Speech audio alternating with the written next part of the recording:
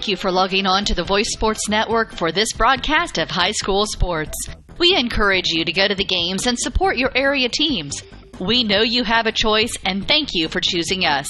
This broadcast wouldn't be possible without the support of the sponsors you hear throughout the game. We encourage you to visit their businesses and use their service as often as possible. Be sure to tell them thanks for their support. Now, sit back and enjoy the game, and be sure to subscribe to our YouTube channel. And welcome to today's contest. Today the Blackford Bruins traveling all the way over to Monroe, Indiana for a game against the Adams Central Jets. The Jets are 14-7 on the season. The Bruins are 10-14 on the season. That's what I thought. And I should have just looked at the screen here and seen that, Vince. So the Bruins traveling all the way over here. The Jets is senior night. This is their last home game. And the Bruins coming in to try to pick up another win and get closer to the 500 record on the season. The Bruins have been struggling a little bit here lately, and the Bruins definitely have some changes in the lineup today, Vince. Yes, so, I noticed that. Hopefully looking to make changes for the better so that we can possibly get some wins out of these games. The Jets, a very good team at 14-7. I didn't have a chance. I've been a little bit ill for the last couple of days, so I haven't had a chance to really look on Max Preps to find any of the records, but they look to be a really solid team as they're going through their senior lineup right now.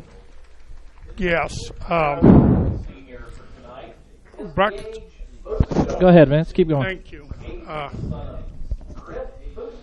Okay, Steve had to adjust my microphone. Braxton Straight's not in the lineup tonight. That's one of the surprises. I don't know if he's here or not. I don't know either. He was on the text message to come to the game tonight that I get because of my son being on the team, but not in the starting lineup today. The freshman Drew Caldwell taking his place. Yes, I'll run down Blackford. Go ahead. Real quick. Shane Elam will lead off and play center field. Drew Caldwell will bat second and play shortstop. Caleb Meany will hit third and do the catching. Dayton Dow will bat cleanup in left field. Blaine Riddle will bat fifth and play second base. Jacob Ross batting sixth, playing third base. Josh Jennings will pitch and bat seventh. Brandon Strobel batting eighth in right field, and Tyler Cagle batting ninth at first base. Yes. So again, no designated hitter for Blackford. And nope, no designated hitter for Blackford. And hitting for himself in the seventh spot. Exactly. Ross playing third base, plays the position that he's comfortable with. Started a lot of the games last year at third whenever Zach Tarr was pitching, and would basically just rotate in and out with Zach Tarr last year. And this year they've been putting Drew Caldwell in at third, but tonight he's starting at shortstop. So not real sure why. Hopefully everything's all right with Strait, and but hoping that the Bruins can pull out a win tonight. Yes, we definitely need a win. Yes, we do. And let's go ahead and do the Adams Central lineup. Batting first, out in center field is going to be Logan Macklin. Brandon Baltimore is the starting pitcher for the Jets. Parker Bates is the shortstop in the third slot. Batting cleanup, Jalen Hammond is the catcher. Batting in the fifth position, Kevin Brown at second base. Sixth is going to be Gage Bustos, the designated hitter for the first baseman, Chase Peterson. Batting seventh is going to be Evan Brown in left field. Batting eighth is Austin Butler on third base. Kyle Arnold is rounding out the lineup in right field. And the three on the bench are going to be Will Hamilton, Colton Yergler, and Jackson Rinkenbarger. Who did you have batting eighth for them? Austin Butler. I thought I had Jason Rinkenberger batting eighth. We'll have to check with that to make sure who's batting eighth. Yep, we will. We'll double check that as they're going through their lineup. And right now, the Bruins getting their lineup. What are the keys to the game today, Vince? Well, again, Well, first of all, I think we got to play good defense behind Josh Jennings. Against Manchester, yes, we the did. first game we lost in 5 innings. We made 7 errors, and in the second game we didn't make any. So if we can eliminate the big inning, we'll be okay. Offensively, again, we got to get off to a fast start, and we'll see with some changes in the lineup if that helps us to do a little bit better. Right. And I'm looking at the Bruins lineup here as they were just called out, and I don't see Braxton Strait making the trip today. No, Braxton Strait's not here tonight. Yeah, you were right. It is Jackson Rinkenberger. So apparently I missed something.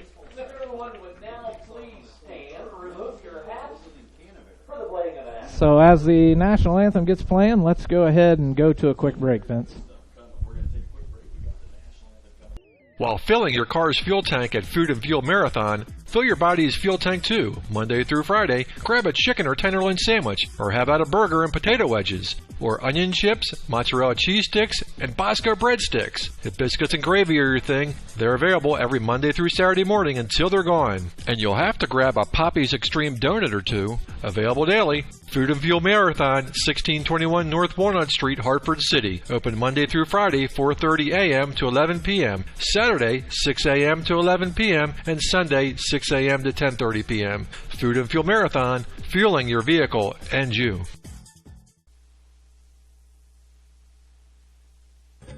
Foundations Building Material is proud to support Blackford High School athletics. Foundation Building Material is your local building materials distributor in East Central Indiana. Our promise to our customers is to do business with integrity and honesty and strive to be the best every day, and never forget we work for you, our customers. We are founded on principle and built on purpose. Distributors of drywall, steel studs, Armstrong ceiling, and insulation. Call Aaron Farrell, 260-471-2181. Foundations Building Materials. Foundations Building Material is proud to support Blackford. Locally owned, Straits Drywall and Paint, LLC, owned by Jeff and Aubrey Strait, have 30 years of experience in commercial and residential painting and drywall finishing. Straits Drywall and Paint can do anything from new construction to remodels. Does your home need a new touch of color inside or out? Call Jeff or Aubrey at 765-499-9416 for a free quote. Straits Drywall and Paint, LLC. Insured painters with the professional skills necessary to complete your project on time and within budget. Vince, we're back as the Jets are taking their final warm-up before we get this game started, and I apologize. I think I missed your keys to the game today, and what did you say they were again? Well, first of all, we got to play good defense behind Josh Jennings. Yes, we do. He doesn't throw the ball very hard, but sometimes they're going to be probably putting it in play, and we're just not going to have to make any errors right at the beginning. And offensively, we're going to have to try to get a run or two on the board on top of the first. And the Adams Central pitcher is a senior. So we're going to have to get out ahead early and play good defense. Yes, that's. I think the keys are right now is good defense. Is try to get a good first inning and play great defense. I thought about it for the 2 days that I was laying in bed. And just getting out of bed today was rough, but I got to thinking about this game, and I agree. I think that the keys to the game are to hit the ball solid into the open areas, find some turf somewhere, and to limit the errors of the team. And Shane Elam's the first one up to bat, takes the first 2 pitches for a 1-1 count.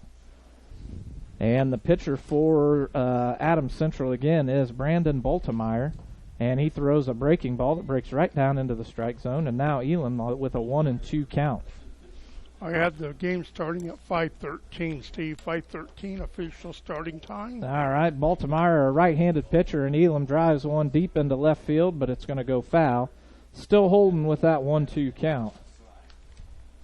And I'm going to get the game time temperature and all that for you here, Vince, so you can have that. It looks like a whopping 84 degrees on a slightly overcast day today. And Elam's going to knock one out to center field. The center fielder there makes the play for the first out of the inning. And Elam flies out to center field for the first out. And not really the start that we wanted to start with, but that was Logan Macklin out in center field making the play. And now we're going to have the freshman, Drew Caldwell, up to the plate. Yes. Caldwell takes a breaking ball, just missing the strike zone, a 1-0 count now. The wind blowing, it looks by the looks of their pants, from right to left field. Bob Banner out on first base doing the base coaching as Drew Caldwell takes his first strike on the outside corner, and Tony Eugen, of course, over on third. A 1-1 count for Caldwell, and now he fouls this pitch off and now has a 1-2 count. I noticed Blackford's wearing the red jerseys today with the gray pants and the black numbers with white trim. Right, and Caldwell's going to take another one way outside and in the dirt for a 2-2 count now. And go ahead with the Jets. And Adam Central's white pants, white shirts, white hats with red trim. And Adam Central or Baltimore are going to just barely miss the outside corner on that one. And now has a full count for the freshman. Bob Banner standing with his hands on his hip and a swing and a miss by Caldwell, and he's going to go down for the second out of the inning. And not the way the Bruins needed to start tonight's contest with 2 up, 2 down now. Yes, we got to try to get some 2-out lightning here with Mealy the batter. Right, Caleb Mealy up to the plate. Baltimore still out of the windup. Mealy takes one inside for ball 1.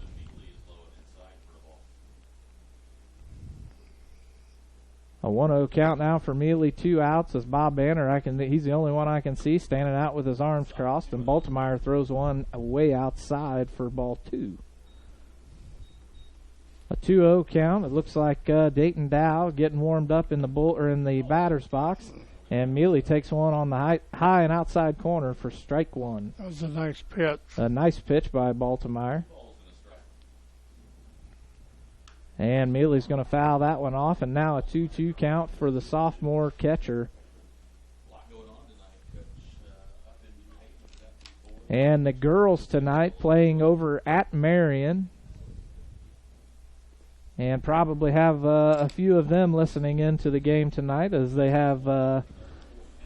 I know the Kegels have Aaron Kegel that plays on that team, and Tyler plays on this team, so they usually go to the girls' game and watch the boys' game on the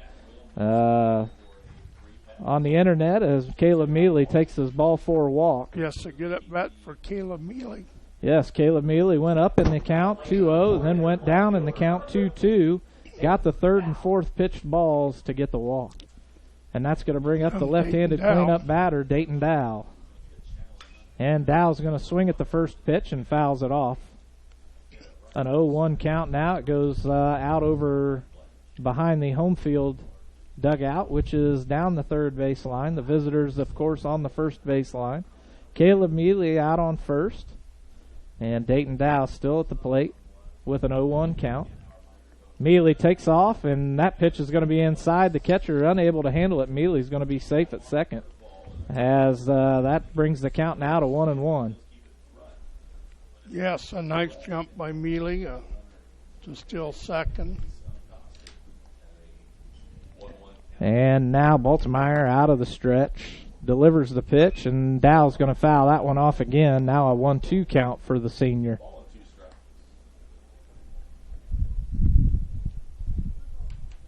One-two count. Dow still the batter. Now Riddle out in the batter's spot, or the on-deck circle. Yes. And that pitch is going to miss just a little bit outside for a 2-2 count. Mealy with not a fairly decent leadoff, but neither the second base or the shortstop coming over to even give him. And now the second base not even close to him, and Dow's going to foul that one off. It's going to hit him, and we're going to stay at a 2-2 count. Yes, right off his foot. He fouled that one right off his foot. Dow, one of the only batters to wear that brace or that protective gear on his outside foot or his lead foot. And that curveball is going to be fouled off again, but I can't see this one. You're going to have to take over. Nice catch. And they made the catch, and that's going to do it for this inning, and we'll be back right after these words. While filling your car's fuel tank at Food and Fuel Marathon, fill your body's fuel tank too. Monday through Friday, grab a chicken or tenderloin sandwich, or have out a burger and potato wedges, or onion chips, mozzarella cheese sticks, and Bosco breadsticks. If biscuits and gravy are your thing, they're available every Monday through Saturday morning until they're gone. And you'll have to grab a Poppy's Extreme donut or two, available daily. Food and Fuel Marathon, 1621 North Walnut Street, Hartford City. Open Monday through Friday, 4:30 a.m. to 11 p.m. Saturday, 6 a.m. to 11 p.m. and Sunday, 6 a.m. to 10:30 p.m. Food and Fuel Marathon, fueling your vehicle and you. If you're suffering from neck or back pain or suffering from migraines or have a colicky baby, call Dr. Malia Robertson at Clear Choice Chiropractic. They have many techniques to relieve these and many more symptoms with chiropractic care. Located at 1501 North Walnut in Hartford City. Vince, do you have a recap of that last half inning? No hits, no Adams Central errors, and one runner left as Mealy walked. So we played one half inning, Blackford nothing, Adams Central coming to bat. So we didn't score any runs in the first inning. We're going to have to try to play good defense and get out of here to the bottom of the first without allowing any runs. Absolutely. And I've been impressed with the way Josh Jennings has pitched this year when I have seen him pitch, and also with Peyton Hurd. Yes, Jennings looking good on the mound this year. Struggled a little bit towards the end of his last pitch, if I remember right. But still, nonetheless, a very good job, and doesn't do too bad behind, or not behind the plate, but at the plate with the bats as well. So as he's finishing up his warm-up, we're going to start off with the Jets for Logan Macklin, the center fielder, the pitcher Brandon Boltemeyer, Parker Bates, and Jalen Hammond batting cleanup. And again, the infield a little bit different now with Drew Caldwell at shortstop and Jake Ross over at third base. The outfield still about the same. The only real change is going to be Brandon Strobel out in right field getting the start. Shane Elam's out in center and Dayton Dow out in left. Of course, the infield's always the same. Tyler Cagle at first, Blaine Riddle at second, Caldwell at short is the change, and Jake Ross at third. Jennings with his first pitch, a breaking ball for strike one. Nice pitch by Josh Jennings. A nice pitch to throw to keep him from swinging. Nothing down the middle, so a breaking ball, nice start off. And that's going to be another one that misses outside. So Jennings trying to work that outside corner for a 1-1 count. And I noticed Mealy was setting up way outside again. And Mealy does again, and the batter, Macklin, reaches out, just gets a poke on it, and fouls it off. And now he's down in the count, 1-2. Well, I'm sitting here seeing the field opposite of Steve. I cannot see first base or right field. And I can see first base and right field, but can't see third and left field. Another breaking ball, hangs a little bit high and inside. A 2-2 count now for Macklin. Jennings out of the windup, delivers that pitch, and Macklin's just going to reach out and foul it off again, and he is fast.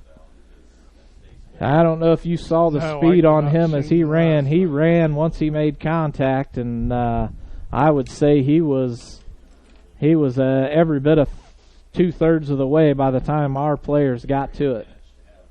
Yes, good thing that was a foul ball. Yes, so a very fast player, a fast runner, Macklin, and he reaches out and grounds it over to second base.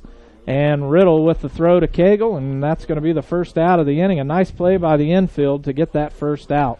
Yeah, good play by Riddle to slide to the ball. Yes. Like a defensive slide drill. He got his body in front of it, made a good throw. And again, Macklin was running down the line, so absolutely. That was. And Baltimore swing and a miss with a fastball, just about a little less than chest high for strike one. Jennings a fastball on the low side, grounds it over to Caldwell to Cagle, and that's going to be the second out. 2 quick outs for the Bruins, and the defense is looking really solid today, Vince. Yes, that's what we needed to fill the ground balls. Now there's 2 outs, and the number 3 hitter, the shortstop, Parker Bates.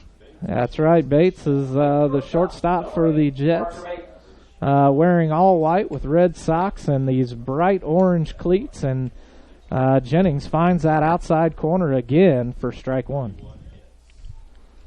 An 0-1 count now for Bates. And Jennings delivers another breaking ball. Bates fouls it off. Now an 0-2 count early on. Yes, it'll be great if we can get this guy out. Absolutely. We're ahead 2 strikes and nothing. Absolutely, and Jennings throws one in the dirt for ball one. Neely unable to put a handle on it. It seems like the last game that Jacob Ross pitched, he could get 2 strikes on him, but we could not get the third one. Right. So maybe Josh can get the third out here. Absolutely, and Jennings still out of the windup, throws one even farther outside that time for 2-2 count now on Bates. Bates very patient at the plate, not swinging at anything that's not close. And Jennings is going to give him one to swing at, and he fouls it off. So a 2-2 count still for Bates. Jennings still battling it out, not giving him anything over the plate, which is exactly what we needed to do. Yes. If we can keep Jennings from throwing meat over the plate, we should have a decent day. And that's a swing and a miss by Bates, a high changeup. And that's going to be the third out of the inning. And, Vince, we're going to be back right after this with your recap. Okay. Foundations Building Material is proud to support Blackford High School athletics. Foundation Building Material is your local building materials distributor in East Central Indiana.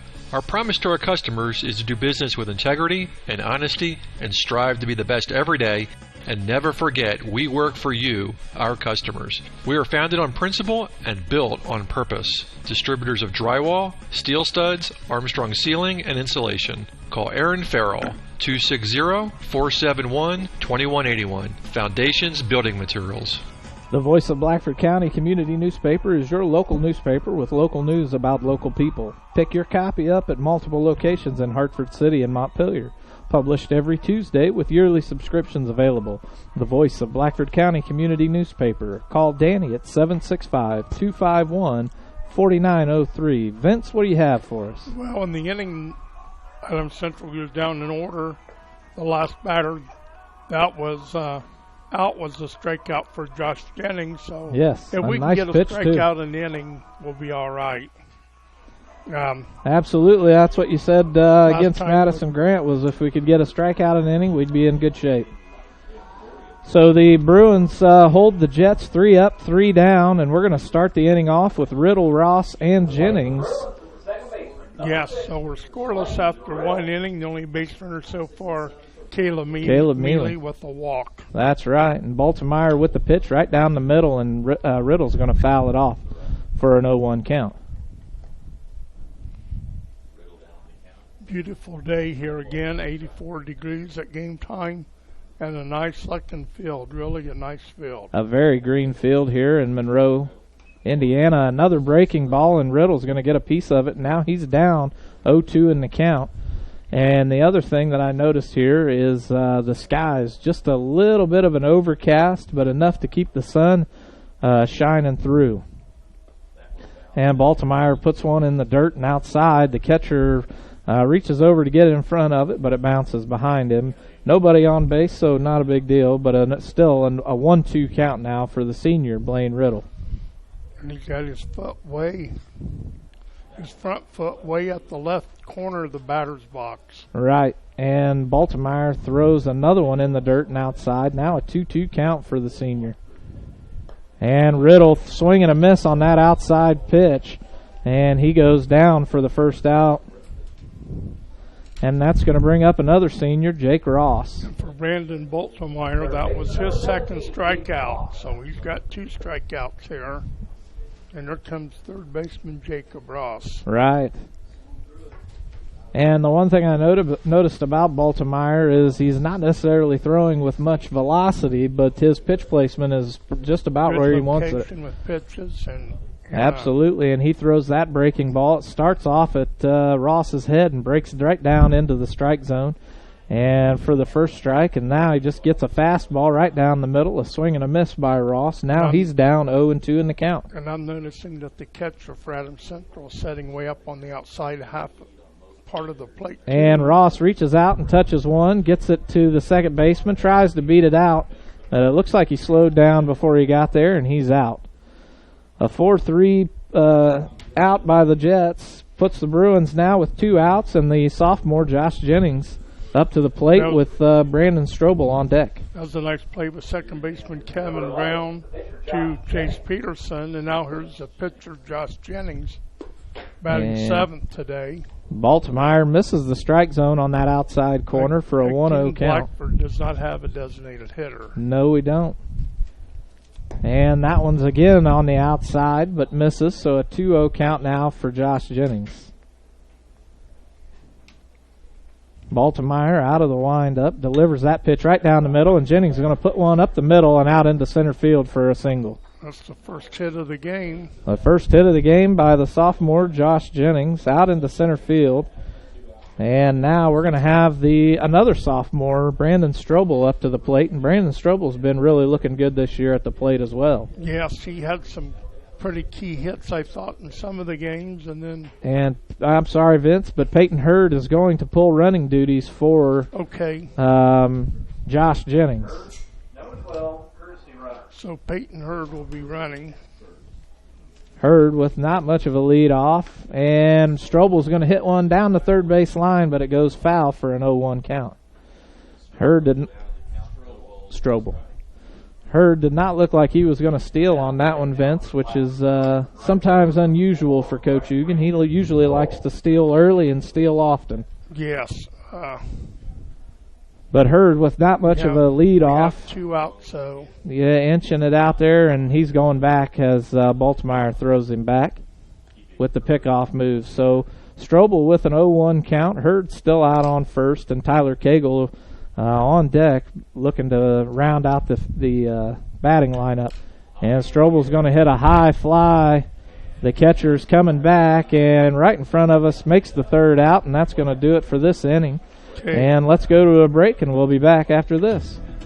Are you looking for a job or know of someone who is? Peyton's Northern, a Kroger company, is now hiring. At Peyton's, you'll get a job with career advancement opportunities, employee discounts, tuition reimbursement, and educational assistance.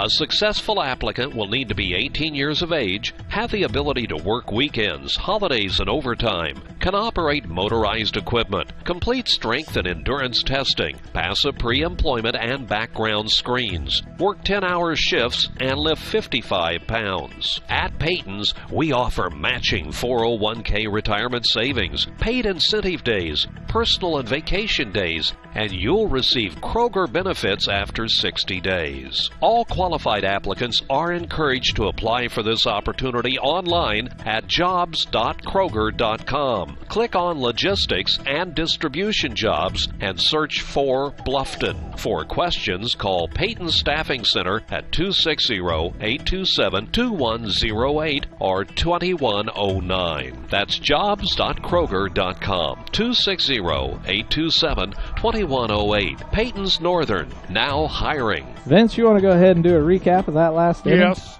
All right. In the inning, there was one hit by Josh Jennings. Peyton Hurd, who ran for him, was left on base. There were no Adams Central Jet errors.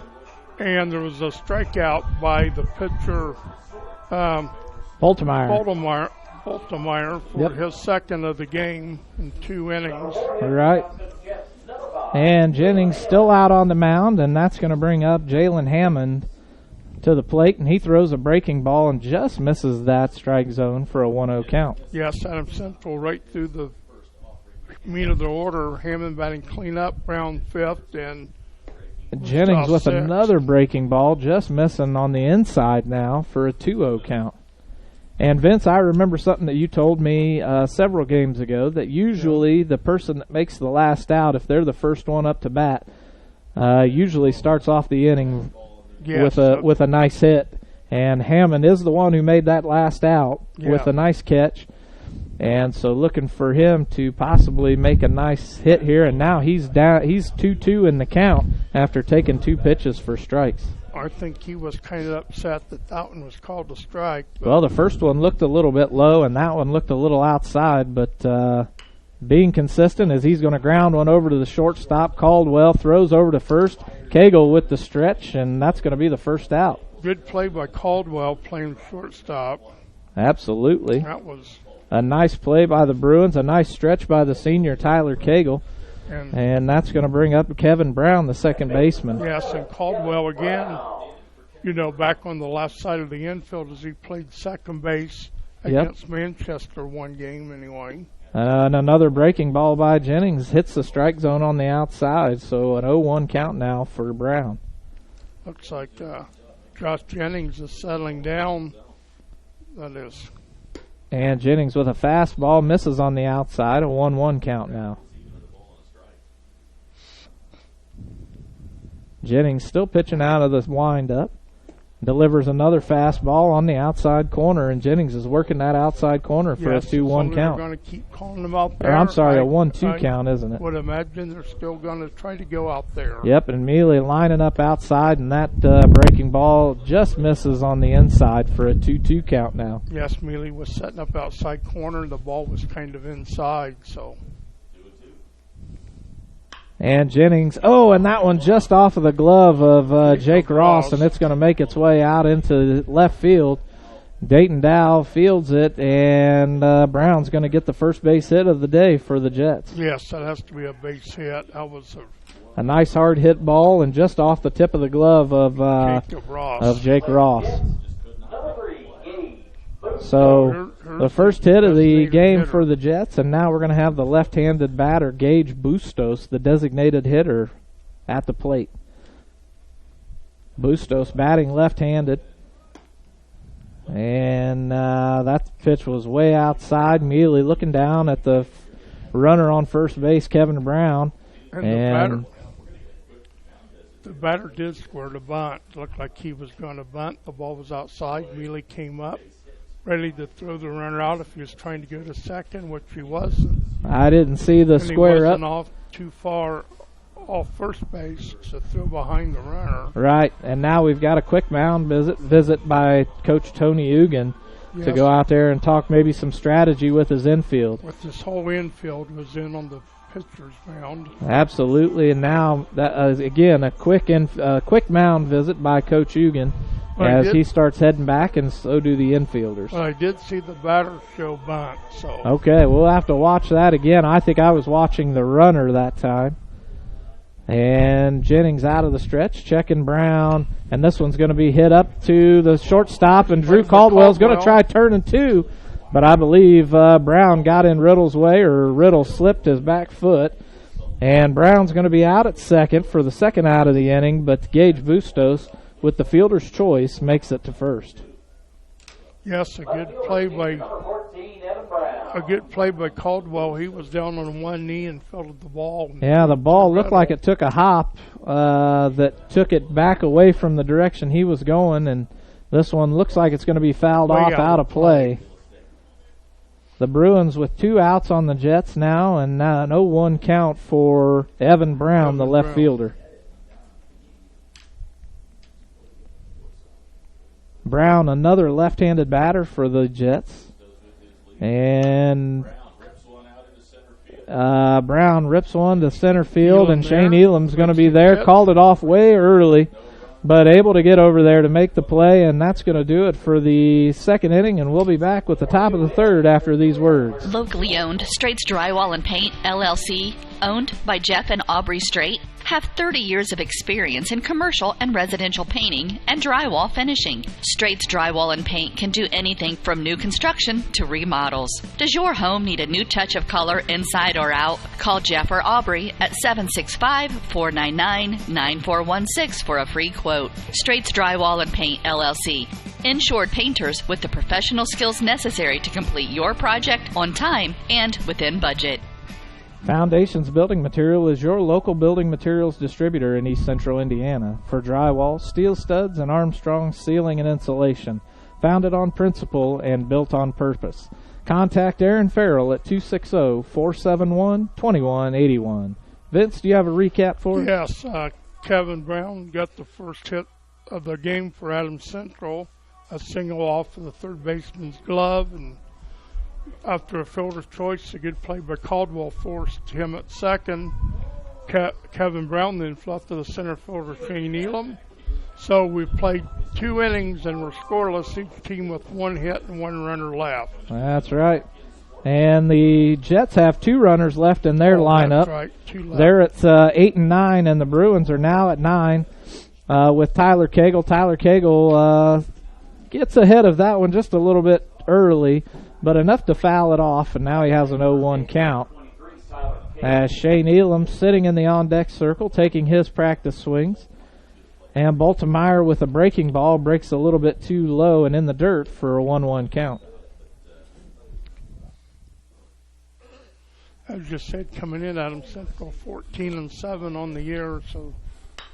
And Cagle's going to hit this one to the shortstop. The shortstop mishandles it, but he does pick it up and makes the play as Cagle was unable to get there in time for the first out. Now we're going to be back at the top of the lineup with Shane Elam, who flew out to center field his last at bat. Yes, we need to get something going here. Second time through the lineup, but a good play by the shortstop. He bobbled the ball and he stuck with it and threw Cagle out at first base. Yes, he did, and that first pitch by Baltimore to Elam was a breaking ball that broke just on the inside corner of the plate for an 0-1 count. And another breaking ball just misses the corner for a 1-1 count. Drew Caldwell on deck now, taking his practice swings. And Elam gets the pitch, and he lays down a bunt, but it's going to be fouled straight back to the catcher for a 1-2 count. I wonder if Tony would have him bunt. Now I'm pretty sure he's going to be swinging away. With a 1-2 count, you would expect that as the infield no longer in on the grass. The first baseman is about 3-4 feet behind the first base bag as Elam takes a 2-2 count, one that hits in the dirt and flies up over the catcher and the umpire. And another one thrown a little low, and this one's going to be another high infield fly, but it goes back to the catcher. And if I remember right, that's Hammond, right? Yes. Hammond makes the catch again, and that's going to be 2 outs for the Bruins. And the second out made by the catcher. And here comes Caldwell. Drew Caldwell struck out swinging his last at-bat. We got to get Drew on base so we can use his speed. And Caldwell's going to fly one over towards the right fielder, and he slides in but isn't able to field the ball. And that's going to be an 0-1 count.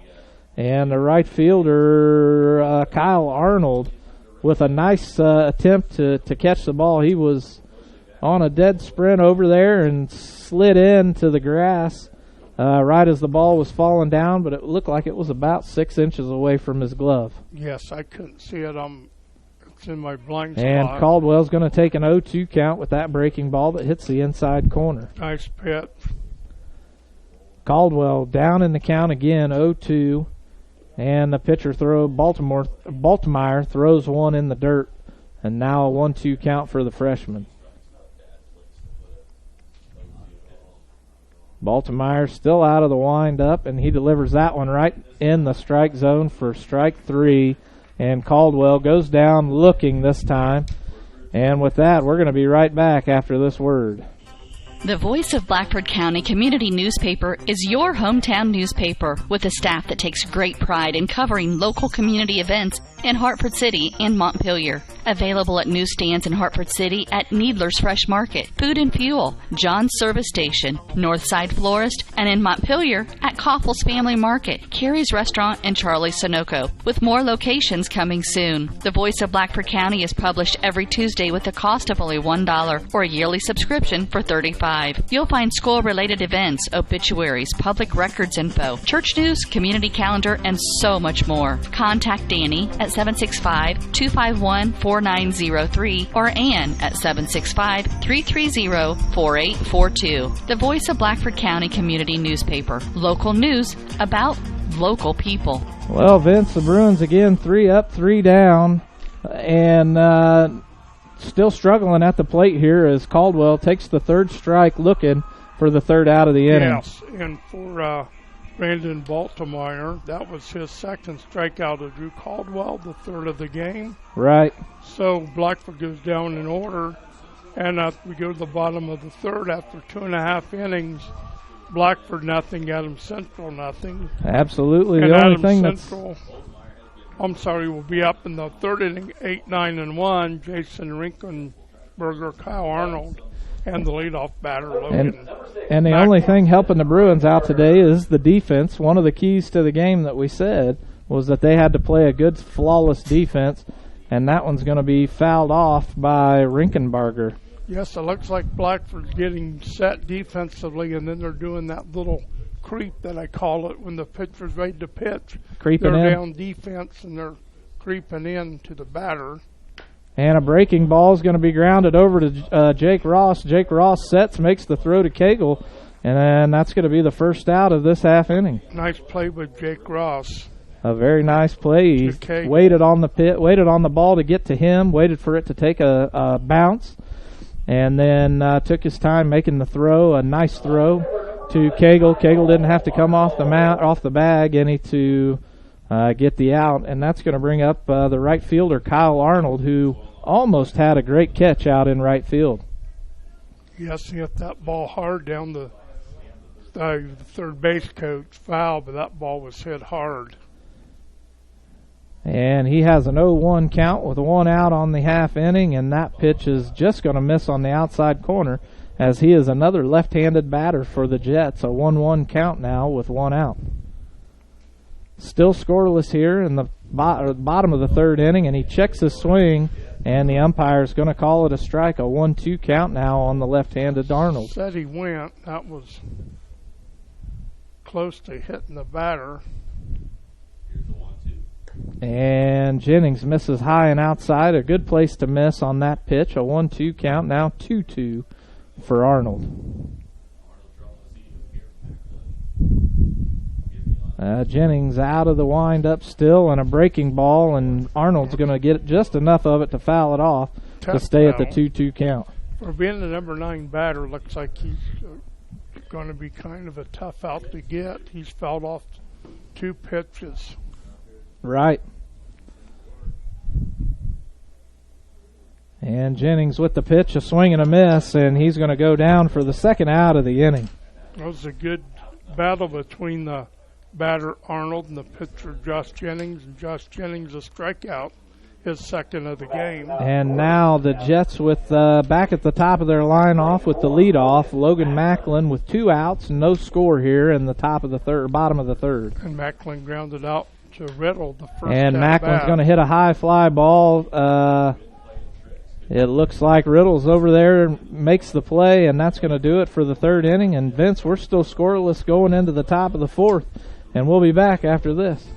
Yes. Dr. Malia Robertson of Clear Choice Chiropractic asked, do you suffer from neck pain while working, or do migraines keep you from enjoying your day? Do you have to take pain pills just to function? Does your baby cry constantly for no apparent reason? And most importantly, do you remember the last day you were pain-free? You don't have to live with these frustrations. The doctors at Clear Choice Chiropractic have many techniques to relieve the symptoms of neck and back pain, headaches, stiff joints, colic, earaches, and many other symptoms. Call for your appointment with Dr. Malia Robertson at Clear Choice Chiropractic, 329-5044. That's 329-5044. And take back your life and enjoy living pain-free. Located at 1501 North Walnut Street in Hartford City. Open Monday, Wednesday, and Friday, 8 a.m. to 5 p.m. Tuesdays, 3 to 6 p.m. Thursdays, 3 to 7 p.m. Closed Saturdays and Sundays. Clear Choice Chiropractic. We've got your back.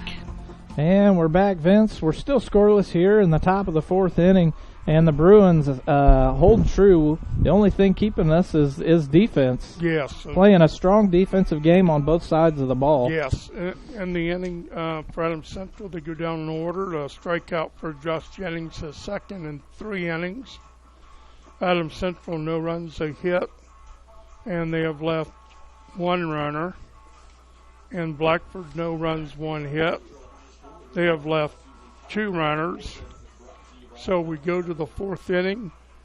Mealy, Dow, and Riddle, hitters 3, 4, and 5 for Blackford. And here's Steve.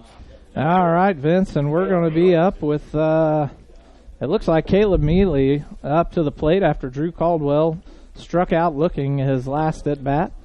Mealy takes the first pitch a little bit outside for a 1-0 count. Caleb walked his last time and stole second. And Mealy takes that pitch. I missed the pitch itself, but it was a strike called by the umpire. A 1-1 count now for the sophomore catcher. And that pitch looks like a fastball, and Mealy's going to find some real estate for the first base hit of this game for him. A single by Mealy out into left field is going to bring up Dayton Dow to the plate. Dayton flew out to the third baseman, if I'm not mistaken. Yes, he popped up to third base and made a nice play. So let's see if he has Mealy running or a hit and run or something on here for Blackford. Mealy with not much of a lead off, but Baltimore's going to throw him back. The first baseman drops the pitch, but Mealy stays where he's at. Well, we need big hits out of Dow, Riddle, and Ross here.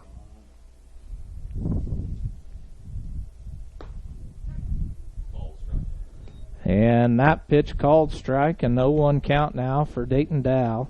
That was the first time I think either team has had a leadoff batter on base. And Mealy looked like he was going to go on that one, took a step, and Baltimore throws him back and says, not today. Yes, for a catcher, Caleb Mealy really gets speed. Yes, he does. And now he's playing a little cat and mouse as Dayton Dow tries to bunt one down the third base line, but it goes foul, and you could see that he was not happy with that one. Looks like that's when you call slash, where you kind of show bunt and Yep. try to slap it. I mean, it wasn't a bunt attempt. Right. Still an 0-2 count by Dow. Mealy with his normal lead off, about 10 foot off the bag, and he gets thrown back again by Baltimore. I think Adams Central's pitcher may be thinking the same thing. Mealy got the second last inning, and Absolutely. Now Mealy still again with that long lead off, and Dow's going to drive one into left field. The left fielder's going back, and he switched direction. He's there for the play, and Mealy's running back to first as he was over more than halfway to second base. So a nice job and a nice catch by the left fielder. That's Evan Brown. You probably couldn't see him. He was out there, lost track of the ball, and then circled back under it. Here's Riddle. I think Mealy will be going as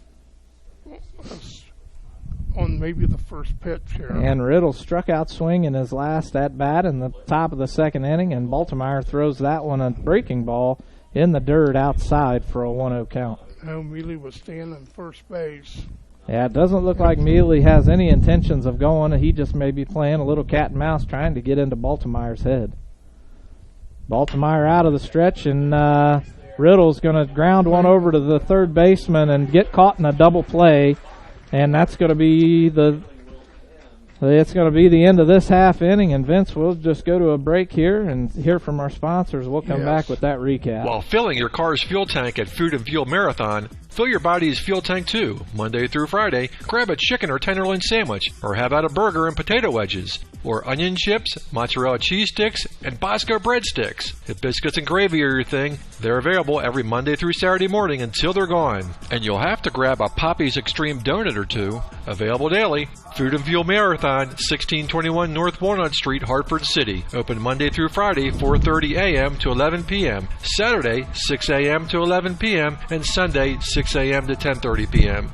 Food and Fuel Marathon, fueling your vehicle and you. With 30 years of experience, Jeff and Aubrey Straight, owners of Straight's Drywall and Paint LLC, can help you with any project you have, from commercial and residential remodel to new construction. Give your home that new touch of color. Give them a call at 765-499-9416 and follow them on Facebook. Vince, we had a good start to that half inning with Mealy leading off with the single to left field, but after that it just kind of went downhill. Yes, Mealy singles the left field. Dow flied out to the left fielder, then Blaine Riddle hits to a 5-4-3 double play. A good play by Adams Central to get out of the inning. No runs they hit for the Bruins, no Adams Central errors, and no runners left. We're halfway through the game already, Steve. Absolutely. And we're scoreless. We're going to the bottom of the fourth inning in this half, and still scoreless here in Monroe, Indiana, as we're going to be up with the number 2 batter, the pitcher, Brandon Baltimore. Yes, Baltimore ground to short. Parker Bates, the third batter, struck out swinging, and Jalen Hammond, the cleanup batter, bounced to shortstop. So 2 of these 3 batters have bounced to the shortstop through Caldwell. So we need to still play tight defense. And yes, we do. not let them score a run. As Jennings puts the first pitch a little bit too far outside for the one. In the game as this is, if they're going to score, you want to make them earn it. That's right, and Baltimore is going to hit one, a fly ball out to right field. Brandon Strobel's there for the catch and the out. Again, Adams Central, every leadoff batter of an inning we've retired, so we're playing with 1 out and no runners on base. So absolutely, and that's going to... Oh, go ahead. That's going to bring up the shortstop, Parker Bates. We just have to keep playing great defense. That's right. We can't lose that battle as Bates takes the first pitch for ball 1 on the inside, a breaking ball that just misses. Jennings still out of the windup. The wind still making the jerseys on both teams wave around a little bit. So a fairly strong wind. The flag is actually just to our right in the booth. And so there's nothing out into the field, but you can see the trees moving as Jennings now gives Bates a 3-0 count. So 3-0 with 1 out, and Jennings just finds the outside corner of the strike zone. Now a 3-1 count, but Bates is way ahead in the count. Jennings another one right down the middle, and Bates swings and fouls it off. And now the Bates has a full count. Jennings still out of the windup, throws one a little bit on the outside, and it's going to be fouled off out of play. Good battle going on between Jennings and Bates. Absolutely. It's hard to go down 3-0 in the count and then come back to a 3-2 count and continue to allow your batter to foul it off. And this one's going to be grounded over to the third baseman, Ross, and he's not going to be able to field it clean. And he picks it up and tries to fire down to Cagle, but Cagle has to come off the bag. And that's going to be a base hit for Bates. Okay, I'll agree with you. We'll give him a base hit. I would have called it an error, but it was a hard hit ball, and I figured you'd want to argue with me. No, I would go with you however you wanted to score that. That's all right. I thought it was a good hard hit. He just didn't field it clean, and now the batter, Jalen Hammond, the catcher, fouls one off over the press box for the first strike. An 0-1 count with a runner on first now for the Jets. Well, maybe we can turn a double play to end the inning like Adams Central did in the top half of the inning. Well, let's hope so. And Bates is on his way, and Mealy's going to fire down, and this one's going to be off the mark, and Bates is going to be safe at second. Nice aggressive base running by Adams Central. I believe that one was called, no, that was called a strike. So an 0-2 count now for Hammond as Mealy goes out and talks to Jennings for a short, brief meeting. It looked like that ball didn't come out of Mealy's hand the right way. It was definitely late and on the right-hand side of the base. Yes, it was. It looked like it had a little bit of a curve to it as well, as Hammond's going to foul this one off, staying 0-2 in the count. If I'm not mistaken, this is the first time Adams Central's had a runner on second base. Yes, because the last time they had a runner on first, they grounded into a fielder's choice. As Riddle held on to it to keep it from being a double play. And Jennings is going to throw that one in the dirt, and Bates is going to make his way over to third on that wild pitch. I agree with you. Yeah, I'm learning, Vince. Well, so now runner in scoring position with only one out for the for the Jets. For the Jets, yes. Yes. Hammond's still the batter with a 1-2 count, one out. And that one's going to be drove into deep left field, and that's going to be just a two hop to the fence as Dayton Dow picks it up, a double, and Bates is going to be the first run scored of the inning for the Jets. What a hit by the catcher, Jalen Hammond. He doubles into left field, driving in Parker Bates with the first run of the game. And the first run of the game coming in the bottom of the fourth inning for the Jets. A 1-0 lead over the Bruins, still one out, and we're going to have Kevin Brown, the second baseman, up to bat, and I don't think Dayton Dow had any chance of getting to that one. No, he didn't. That was a well-hit ball over his head. A very well-hit ball, well-placed, and now Jennings is out of the stretch, and this one's going to be drove out into center field, and Hammond's going to make his way to third. A single by Brown, still advancing the runners, and the Bruins finding themselves in a little bit of trouble now, Vince. Yes, Kevin Brown, nice hit. After the first out, now we've gotten three straight hits. The ball was hit right over the second base bag, and Hammond had to go back to make sure it was going through the infield before he ran, or he would have scored. Right. And now we're on the corners with the designated hitter, Gabe Bustos. And Bustos, the left-handed hitter, grounded out, a fielder's choice. The one we were just talking about just a few moments ago, Vince. And he's going to foul that one off, an 0-1 count now for Bustos. Yes, we're going to. And I'm surprised that he swung at that one and hanging his runner out on first base out to dry. Yes, Blackford desperately needs an out. Jennings is going to try the pickoff, but holds on to the ball. Adams Central's varsity's head coach is Dave Neuenswander, and his assistant coach are Kyle Baker, Josh Foster, and Thad Harder. And the runner does go, and I think a little bit of confusion in that one as Riddle lets the ball go by him. It looked like they were trying to throw it out, and it looked like Riddle was supposed to pick that one off and throw it back into home, but lets it go by him and Caldwell. And now Elam's out there raising his hands like, what is going on? What happened? And the Jets go up now 2-0 on the Bruins. I think that is double steal. That's how you'd score that. And I believe that pitch was a ball, so now Bustos with a 1-2 count as he fouls that one off. Yes, Kevin Brown still second, Hammond steals home, and it looks like something was on. There was a miscommunication there for Blackford. Yep, somebody missed the sign. I'm wondering if it wasn't Caldwell or Riddle. I'm not sure. But the score still comes in one way or the other as Jennings misses on the outside a breaking ball for now a 2-2 count. And that run was a big one in the inning to go ahead 2-0. Yes, it was. And now Jennings with a 2-2 count on Bustos. Now a 3-2 count as he misses another one outside with only one out and a runner in scoring position. And the worst thing that we could do right now is allow Bustos to get on base. and he's going to hit one fly ball to right field. Strobel calls him off and holds the runner at second as Riddle fell to the ground for some reason. Nice catch by Brandon Strobel. Nice pitching by Josh Jennings to get the fly ball.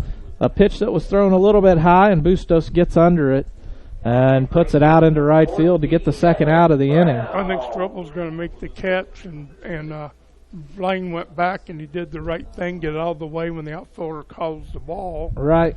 And we don't want a collision like Strait and Elam had. Absolutely. In the game. And now we've got Evan Brown up to the plate, and he fouls the first pitch off for strike one. I think that was Thursday night game against Madison Grant when that happened. Yes, it was. It was the game against Madison Grant, a home game. The Bruins able to get the win that day, and then split the doubleheader. And Mealy struggles to keep that one in front of him, but still the runner Kevin Brown stays at the base or stays on second. And we've got Evan Brown, the left fielder, at the plate now with a 1-1 count, I believe. Jennings out of the stretch. There, Caldwell went behind the runner. Turns around and tries to make the pickoff move, but still again holds on to the ball. Looks like Jennings not wanting to throw into any more advancements of the runners, and he throws another wild pitch, and Brown's going to make his way over to third. I would call that a wild pitch. As in the dirt. Evan Brown is now with a 2-1 count, and the senior Tyler Cagle over to talk with the sophomore Josh Jennings. Maybe telling him, hey, slow down, you only need one out. Let's just focus on the batter here. Don't worry about the runner. So some senior leadership showing on the field, hopefully. And Jennings with, I'm not sure what that was. It was came in a little slow. Might have been a changeup that misses high and outside. Yes. And now a 3-1 count for Evan Brown. And a swing and a miss by Brown. Now a full count. And Jennings has found his way back to that dreaded full count. And hopefully we can get the good news out of this one like we've had out of all the other ones. Yes. And Jennings, a swing and a miss by Brown. And that's going to be the third out of the inning. And the Bruins now going into the top of the fifth with down 2 runs. And we'll be back after this. Foundations Building Material is proud to support Blackford High School athletics. Foundation Building Material is your local building materials distributor in East Central Indiana. Our promise to our customers is to do business with integrity and honesty and strive to be the best every day. And never forget, we work for you, our customers. We are founded on principle and built on purpose. Distributors of drywall, steel studs, Armstrong ceiling, and insulation. Call Aaron Farrell, 260-471-2181. Foundations Building Materials. And this half inning brought to you by Food and Fuel Marathon. Stop by Food and Fuel Marathon on North Walnut Street for fuel for your car and fuel for you. Lunch available Monday through Friday, biscuits and gravy Monday through Saturday, and Poppy's Extreme Donuts daily. Open Monday through Friday, 4:30 a.m. to 11 p.m., Saturday, 6 a.m. to 11 p.m., and Sunday, 6 a.m. to 10:30 p.m. Vince, you had any of those Coney dogs yet? No, not recently. I missed them yesterday because I was home laid up in bed, but got them on Tuesday. And I think I found a friend that's been meeting me there every Tuesday, Dave Montgomery. Oh, yeah, I know Dave. Yeah. So what's the recap for that last half inning as the Bruins find themselves down 2-0? Well, in the inning for Adams Central, 2 runs on 3 hits, singles by Parker Bates and Kevin Brown, the double by Jalen Hammond. So we go to the 5th inning. Blackford trails 2-0.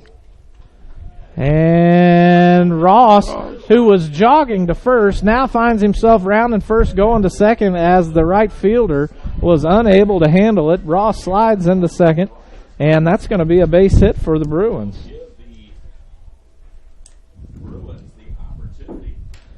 And now with a runner on second for the Bruins, no outs. The tying run, Josh Jennings at the plate. Let's see how Blackford plays it here with the runner on second down a run. And Jennings looks like he was going to brush himself back, but takes that pitch, a breaking ball that finds its way right down the middle of the plate. Yes, and Coach Hugan flashing signs to both his batter and runner, see if they try to bunt and run here. All right, and Baltimore, and he does flash the bunt, and that ball's going to get by him. It looks like it's going to be a passed ball to me as Ross goes on to third on the 1-1 count. Well, this is the first time the game Blackford's had a runner on third base. We need to get him in. And with no outs, that's the second leadoff batter we've had on base, as Mealy singled in the fourth. And another breaking ball finding its way in the strike zone. Jennings lays off of it, and I look for Baltimore to throw another one here. Jennings has laid off of 2 breaking balls, hasn't swung at either one of them, and nope, he's going to throw a fastball, misses on the outside, now a 2-2 count. That was good location and just a little bit high, I think. I think if it had been the strike zone, he would have called it a strike. Yes, it would have. So a 2-2 count for Jennings, and there's that breaking ball, a swing and a miss. Oh, it looks like he fouls it off to stay at the plate. Yes, I was watching the umpire, and he raised both hands. Again, first base unoccupied. If he's balled by the catcher and a drop third strike, he can run. Absolutely. Baltimore with the fastball pitch, and he's going to ground it over to shortstop. And Ross is going to come in, and the shortstop just lets him. And so that's going to break into that lead. Now a 2-1 lead as Jennings grounds out to a 6-3 for the first out of the inning. And that's going to bring up sophomore right fielder Brandon Strobel to the plate. A good play by the shortstop. It looked like he may have had Ross going home, but why take the chance throwing to home when you can get the out? So Jennings grounds out 6-3. A run batted in as Ross scores the first run for Blackford. Right, now a 1-0 count for the sophomore, and he's going to put one down the third base line. It stays fair, and the third baseman's not able to handle it, and Strobel's going to get a single out of that one. Nice hit. A nice hit. The third baseman, I believe it, may have right off the base, and that was why he couldn't handle it, and that's why I wouldn't score it as an error. No, that's a base hit. And now we're going to have the senior Tyler Cagle at the plate with Brandon Strobel on first, and the Bruins starting to come alive, and Strobel's going to bunt one right back to the pitcher, and the pitcher bobbles it, and both runners are going to be safe. That have to be an error on the pitcher, I think, an error in E1. I would agree, because it looked like he was going to try and turn the double play, and now we've got a timeout by the Jets coach as the Bruins now finding some momentum here in the bottom of the fourth. I think or fifth, or top of the fifth. Top of the fifth. I think there'll be a sacrifice bunt attempt, E1, and we got timeout in the field as coach. Yeah, it looked like Baltimore was trying to turn 2 there, but just mishandled the ball. It looked like he did what I always say the Bruins do, where they're trying to get ahead of the play and throw the ball before they have it in their hand. So the Bruins with runners on first and second now with only 1 out and only down by 1 now. We have top of the order up, Shane Elam and Drew Caldwell. Caldwell struggling on the day with 2 straight strikeouts, and Elam struggling a little bit, flying out to the catcher and then flying out to center field in his first at-bat. Yes. Let's see Coach Hugan how he plays it here. He may have Elam. Elam's going to be hard to double up anyway.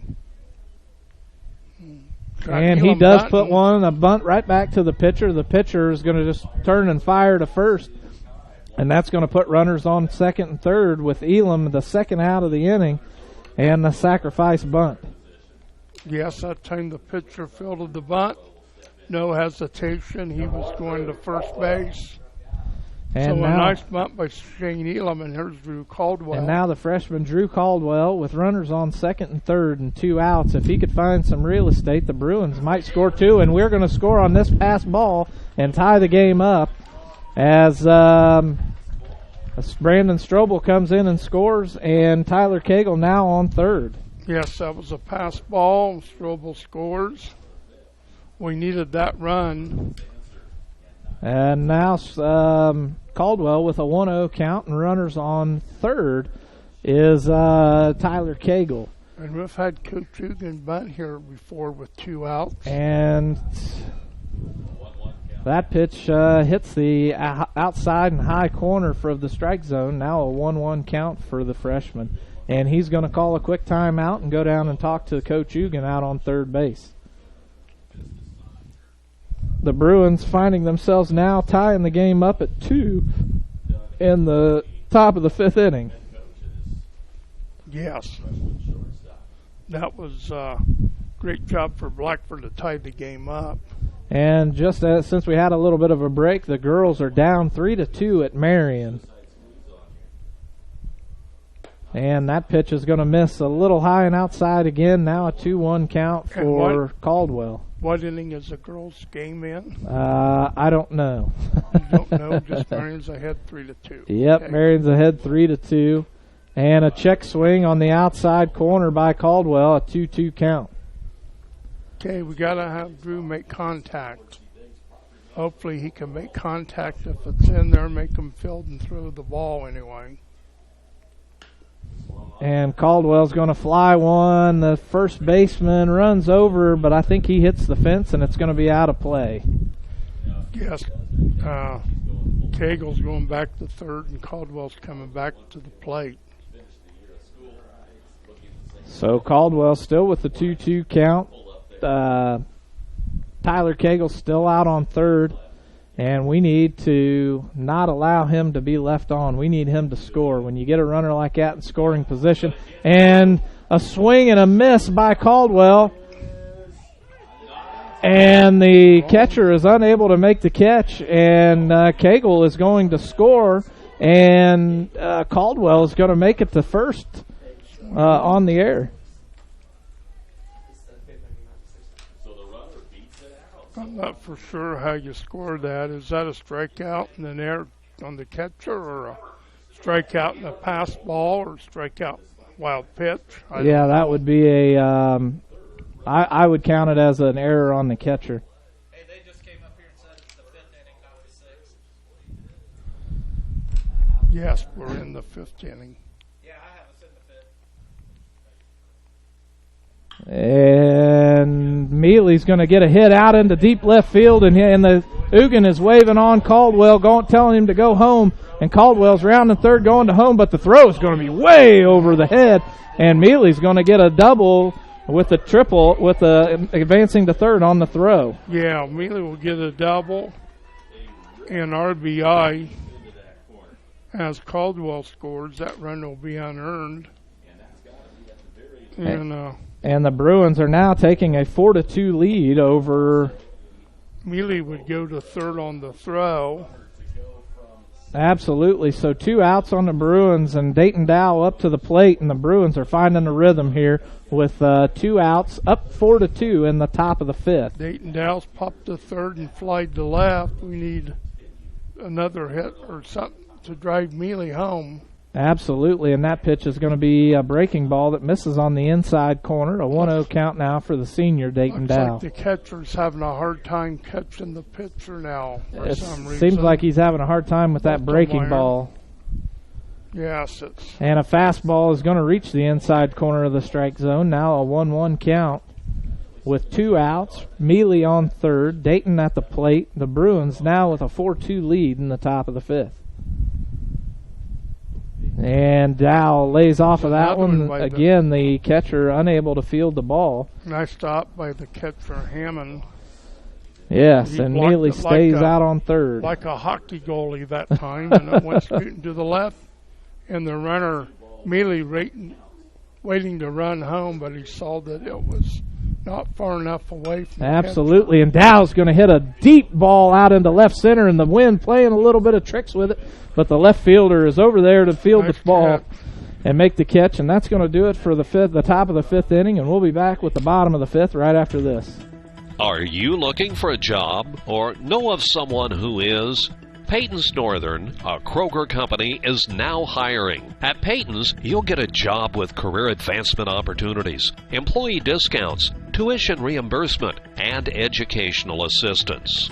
A successful applicant will need to be 18 years of age, have the ability to work weekends, holidays, and overtime, can operate motorized equipment, complete strength and endurance testing, pass a pre-employment and background screens, work 10-hour shifts, and lift 55 pounds. At Peyton's, we offer matching 401k retirement savings, paid incentive days, personal and vacation days, and you'll receive Kroger benefits after 60 days. All qualified applicants are encouraged to apply for this opportunity online at jobs.kroger.com. Click on Logistics and Distribution Jobs and search for Bluffton. For questions, call Peyton Staffing Center at 260-827-2108 or 2109. That's jobs.kroger.com. 260-827-2108. Peyton's Northern, now hiring. Yeah, Vince, we're back in the bottom of the fifth inning. The Bruins with a 4-2 lead, and I'm sure you have a nice recap of that half inning for us. Yes, we batted 8 batters that inning. Blackford bats 8. We score 4 runs, 3 hits, single by Brandon Strobel, doubles by Jacob Ross and Caleb Mealy. Adams Central makes 2 errors, and we left 1 runner, so now we go to the bottom of the fifth. Blackford leads Adams Central 4-2.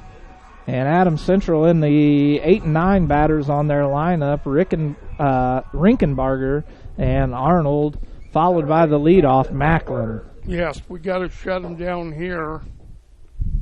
And Rinkenbarger, Jennings pitches that pitch way outside. Yeah, Mealy had to dive just to catch it. Yes, that was way outside and in the dirt. So 1-0 count for Rinkenbarger. And he's going to foul that one off, out of play for a 1-1 count. And it looks like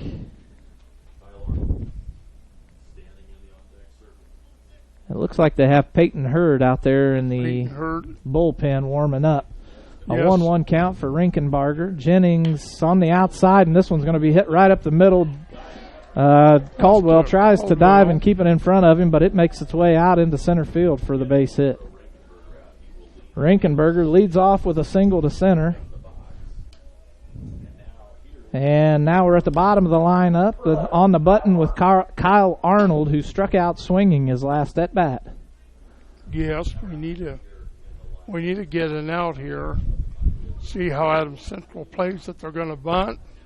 And they're going to try to throw Rinkenbarger out, but he comes back in enough time. And Arnold takes the first strike, I believe. Yes. And Arnold, according to the score up there, has him with a 1-1 count. Yes, Jennings, he tries to lay down another bunt. Now it should be a 1-2 count. Nope, it is a 1-1 count now. So still a 1-1 count.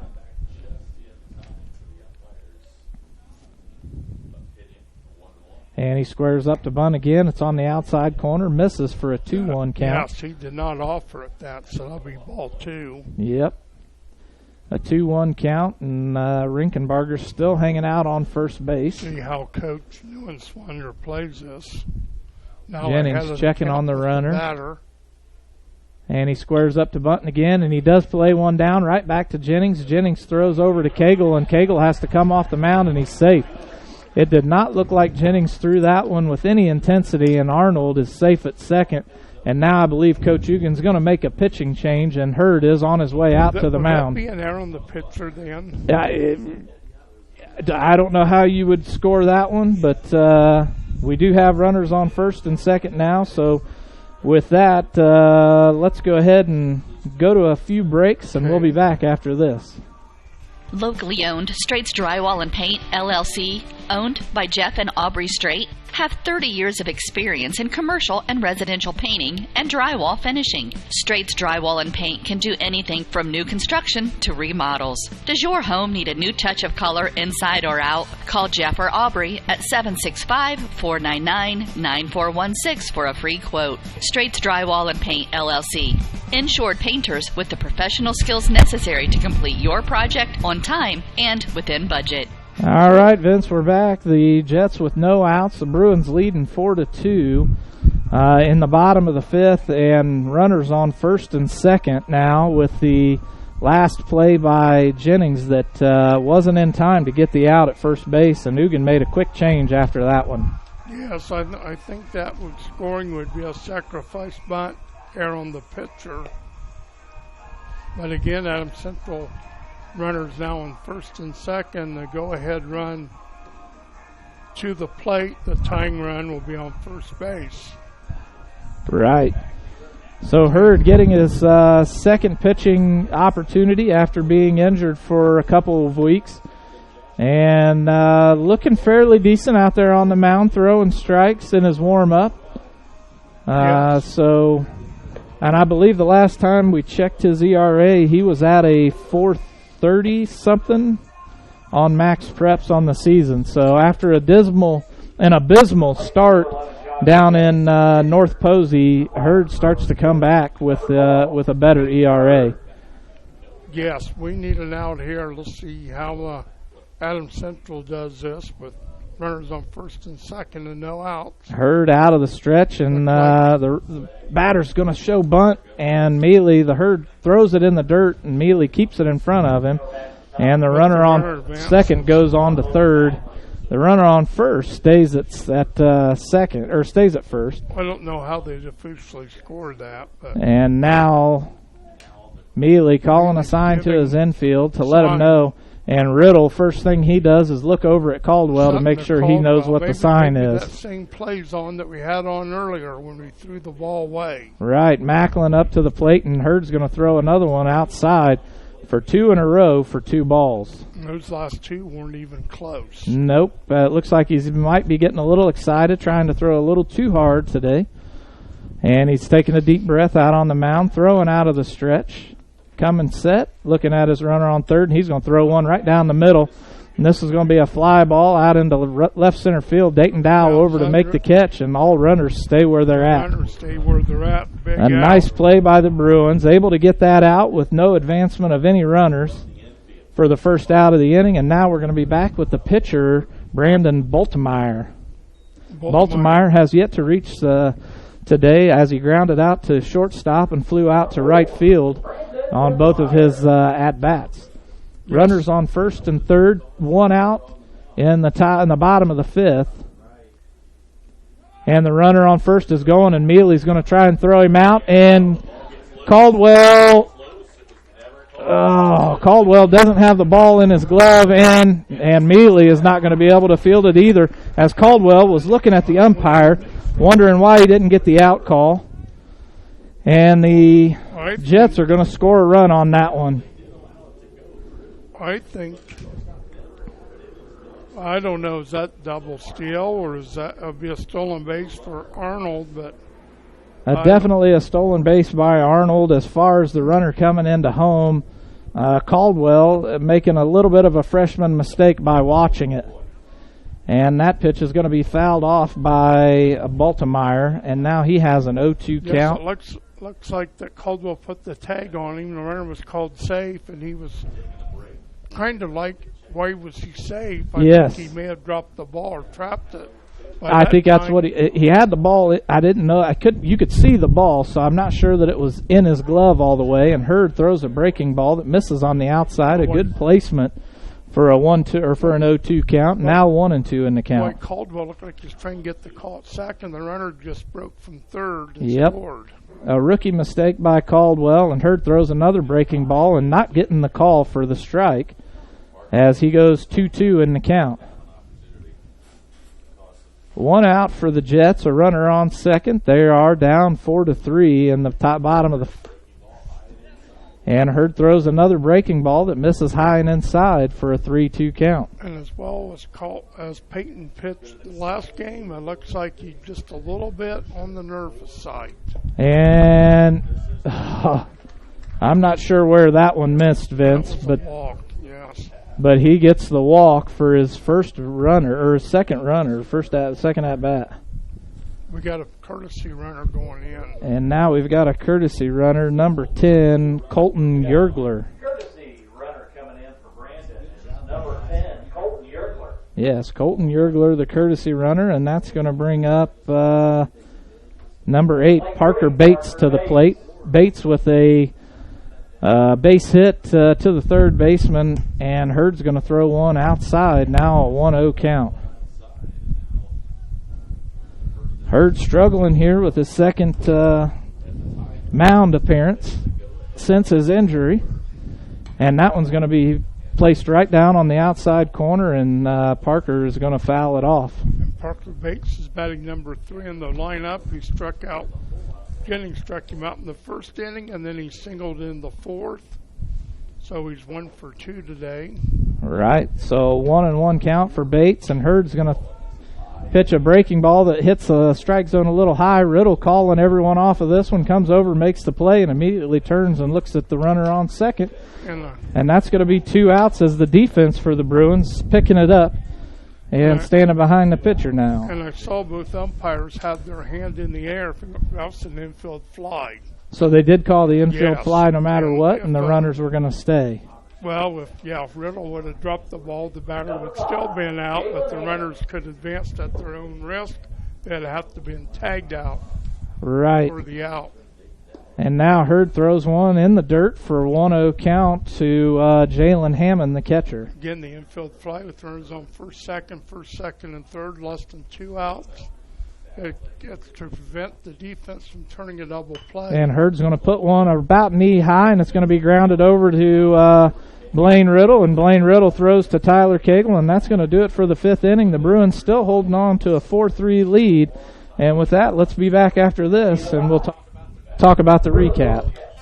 The Voice of Blackford County Community Newspaper is your hometown newspaper with a staff that takes great pride in covering local community events in Hartford City and Montpelier. Available at newsstands in Hartford City at Needler's Fresh Market, Food and Fuel, John's Service Station, Northside Florist, and in Montpelier at Koffels Family Market, Carrie's Restaurant, and Charlie's Sunoco, with more locations coming soon. The Voice of Blackford County is published every Tuesday with a cost of only $1 or a yearly subscription for $35. You'll find school-related events, obituaries, public records info, church news, community calendar, and so much more. Contact Danny at 765-251-4903 or Ann at 765-330-4842. The Voice of Blackford County Community Newspaper. Local news about local people. And we're back, Vince, as the Jets have made a bit of a pitching change. Parker Bates now going to be pitching for Brandon Baltimore, and I'm not real sure where Baltimore's has went. While I'm looking for that, why don't you go ahead and get into a recap? Okay, well, Adams Central in the bottom half of the 5th inning, 1 run on 1 hit, the leadoff single by Jackson Rinkenberger. There was a Blackford error. Peyton Hurd then came on with runners on first and second and no outs. Got Macklin the fly to left. Bolton Meyer walked. Bates popped to second, and then Hammond grounds out Riddle to Cagle. So we go to the 6th inning. After 5 innings, Blackford hangs on to a lead of 4-3. Parker Bates is now pitching. And Brandon Baltimore has went to second base for this half inning, and we're going to be leading off with the number 5 batter, Blaine Riddle, followed by Jake Ross and Peyton Hurd. And that pitch by Bates is going to be in the dirt and gets away from the catcher, a 1-0 count. You say Baltimore goes to second. Yep. And who's now playing shortstop? The second, let's see here. Yeah, it's number 7. And Riddle's going to hit this one in between, up the middle, out to center field for a base hit. And it's going to be Kevin Brown as your shortstop now. Kevin Brown will be shortstop. Nice hit by Blaine Riddle to start off the 6th inning. Here comes Jacob Ross, and then he'll be followed by Peyton Hurd. Number 17, Jake Ross. And Ross has bounced to second, and he's doubled, so he's 1 for 2. They're looking he's going to bunt. I don't think he will. And he does look like he was going to square up to bunt, but holds back on that one. But the strike call called, and Ross is now an 0-1 count. Yes, it looked like he was going to bunt it, and didn't think he could get it down. And he tries to go for that one and now goes down 0-2 in the count. So Ross probably going to be swinging away with Riddle out on first now. Riddle's got some good speed. Let's see how Blackford plays it. They're ahead by a run. And Bates is going to step off the mound and take Riddle to tell him to go back to first. Good base coaching by Bobby Banner. A swing and a miss by Ross, and that's going to be the first out of the inning for the Bruins. A very big strikeout by the new pitcher for Adams Central. And now Peyton Hurd up to the plate, his first plate appearance since his injury. So not much stats. I know he's batting a .286, and that pitch, the umpire looked like he wanted to call it a strike, but lets it go for ball one. Parker Bates, a big strikeout. That was his first in relief with 2 batters. Here's Peyton Hurd again. And Hurd takes that pitch down the middle, but a little high for a 2-0 count. Riddle still out on first, not looking like he's going anywhere right away. And that's a 3-0 count now as that pitch was outside for Hurd.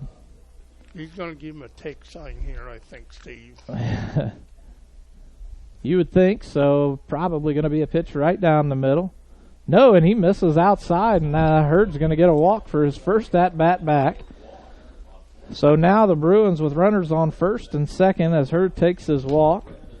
And that's going to bring up another sophomore on the team, Brandon Strobel, who got a hit onto third base the last inning. Yes, he popped a second, and then he got a single off of the base at third. And now runners on first and second with 1 out. And Strobel looked like he was squaring up to bunt, but holds it back, and that pitch was on the outside corner for an 0-1 count. For a strike. Hurd and Riddle with leadoff. Riddle not much of a leadoff. Hurd a little bit more than normal. And that pitch is going to get away from the catcher as it was outside, and both runners are going to advance 1 base. I don't know if that's a pass ball or a wild pitch. Probably a pass ball. It was pretty far outside. The catcher unable to handle it. It goes off the tip of his glove and behind him. Now a 1-1 count for Brandon Strobel, and runners on second and third, and he tries to square up to bunt that one. And I'm not sure what the call was. It wasn't a foul ball. It was a strike, and the ball got away from the catcher. There you go, a strike. So now Strobel with a 1-2 count and runners on second and third. Looks like Blackford has not tried to hit that out, bunt the outside pitch. And if you remember right, it was Tyler Cagle trying to bunt with 1 out, bottom of the 7th, and he popped it up, and the pitcher made a good play, and Jennings was off first, and he got a double play to end the game. Eastbrook, and that pitch is going to get away from the catcher as well as it was thrown in the dirt. Now Strobel with a 2-2 count, starting to come back after going down 1-2 early on. Looks like both pitchers that came in this game are now just a little bit nervous. Yeah. They know the runners are very important on second and third. Absolutely, and that one's going to miss as well. And now Strobel is 3-2 in the count, and Bates does not look happy about the strike calls that he's getting. So a 3-2 count for Strobel, 1 out for the Bruins. Runners on second and third, and Bates is going to get his second walk of the game, and bases are loaded now for Tyler Cagle, the senior. Bases loaded with 1 out. Timeout by Adams Central.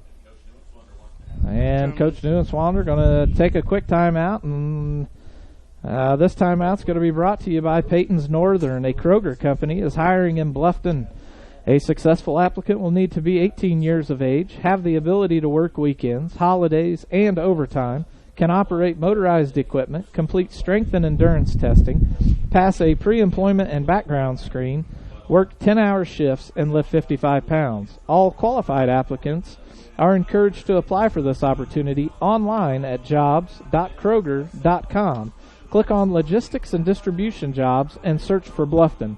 For questions, call Peyton Staffing Center at 260-827-2108 or 2109. Vince, you have anything to add so far with only 1 out on the Bruins, bases loaded?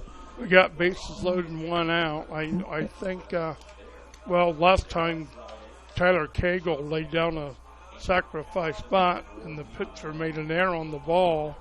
I don't like for him to bunt here. I think they're going to let Cagle swing away. And the infield is pulled in as Cagle shows bunt. He did show bunt. But he draws it back, now an 0-1 count. It looks like they don't want to bunt the pitch that's on the outer half of the plate, and that's where the pitcher's putting it at. Right. And he does square up to bunt, and he's going to it's going to come back and bounce off of him, and now Cagle goes down in the count 0-2. 2 strikes and nothing. And Cagle has the look of pure defeat on his face as that ball was called a foul as it come back and hit him. He's a little disappointed in the outcome, and Cagle's now going to go down looking for his 3rd strike, and that's going to be 2 outs for the Bruins as Bates finds that one right down the middle and caught Cagle looking at it. A big strikeout by the pitcher, Parker Bates. His 2nd of the inning, and now we're going to be back at the top of the lineup with Shane Elam. It would be a big momentum change here if Adams Central can hold Blackford without scoring a run this inning. Right. With bases loaded, the Bruins up 4-3. Bates spins and tries to get Hurd out at second and then throws that pitch way high. And now Elam with a 1-0 count, and Bates looks a little bit defeated with this at bat. Elam's due. He's played to center in the 1st, popped to the catcher in the 3rd, and had a sacrifice bunt in the 5th. And now he's 1-1 in the count as that pitch by Bates comes on the inside about knee high. Parker Bates is junior and Elam a junior, so they'll be 2 juniors facing off each other again.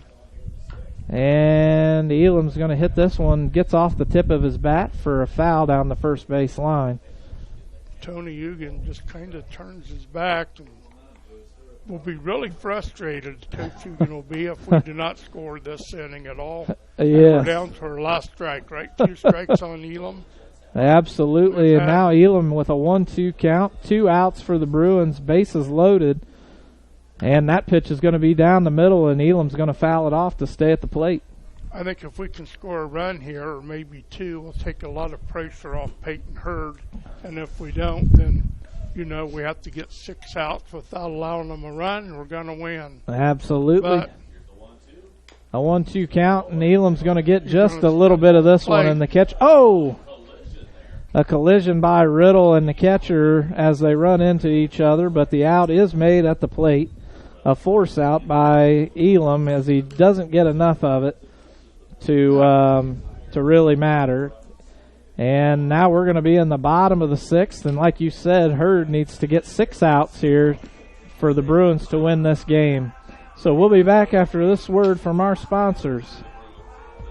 Dr. Malia Robertson of Clear Choice Chiropractic asks, do you suffer from neck pain while working, or do migraines keep you from enjoying your day? Do you have to take pain pills just to function? Does your baby cry constantly for no apparent reason? And most importantly, do you remember the last day you were pain-free? You don't have to live with these frustrations. The doctors at Clear Choice Chiropractic have many techniques to relieve the symptoms of neck and back pain, headaches, stiff joints, colic, earaches, and many other symptoms. Call for your appointment with Dr. Malia Robertson at Clear Choice Chiropractic, 765-329-5044. That's 329-5044. And take back your life and enjoy living pain-free. Located at 1501 North Walnut Street in Hartford City. Open Monday, Wednesday, and Friday, 8 a.m. to 5 p.m. Tuesdays, 3 to 6 p.m. Thursdays, 3 to 7 p.m. Closed Saturdays and Sundays. Clear Choice Chiropractic. We've got your back.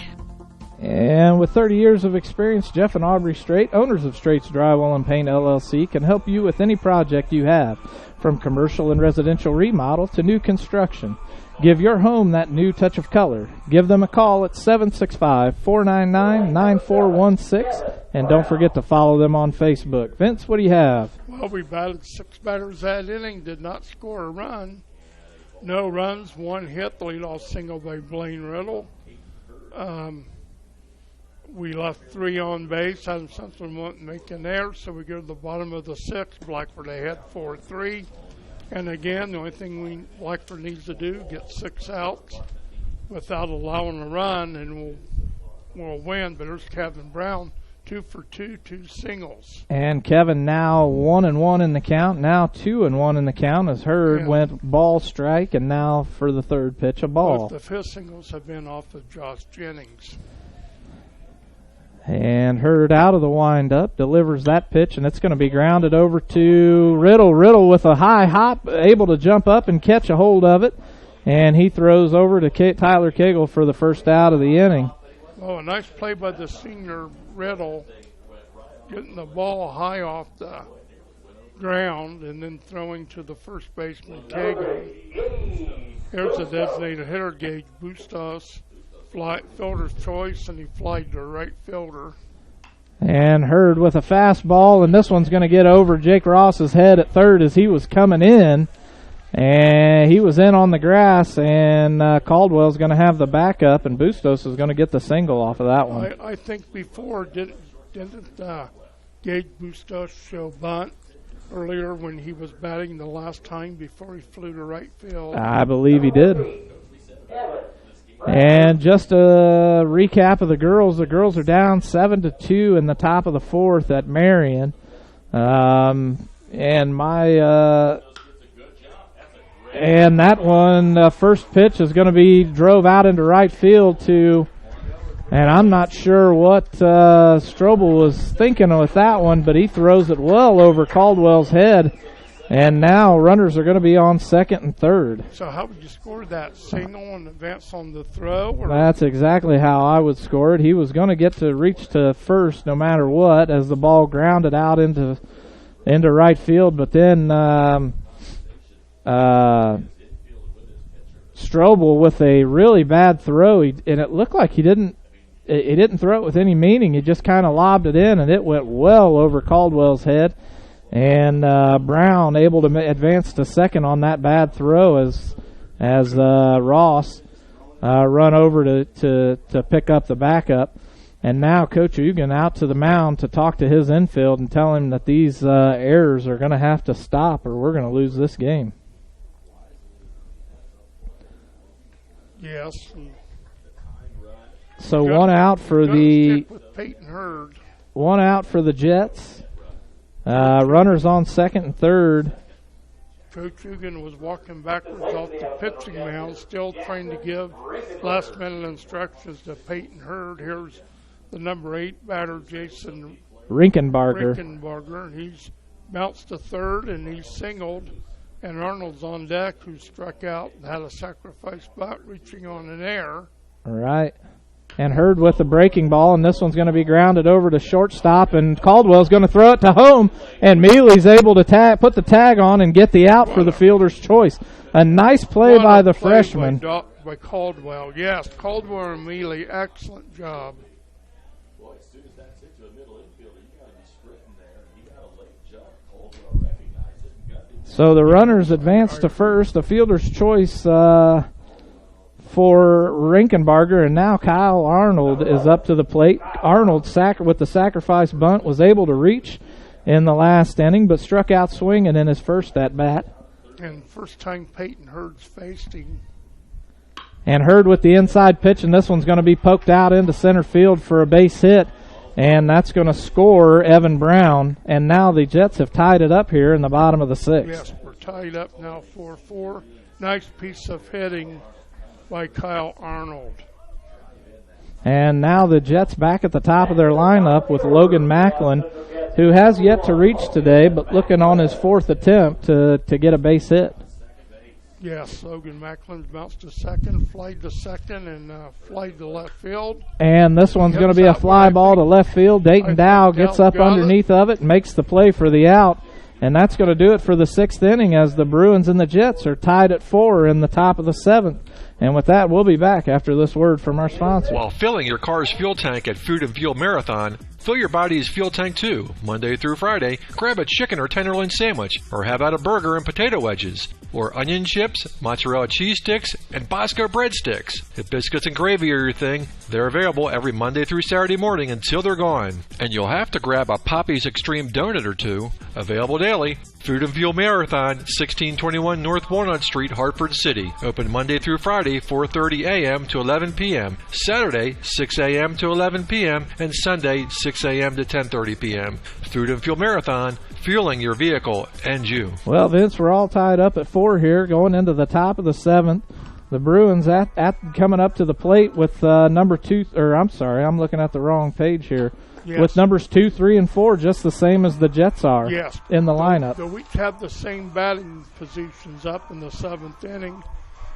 But for Adams Central, they also bat 8 batters. No, wait a second. They batted 6 batters that inning.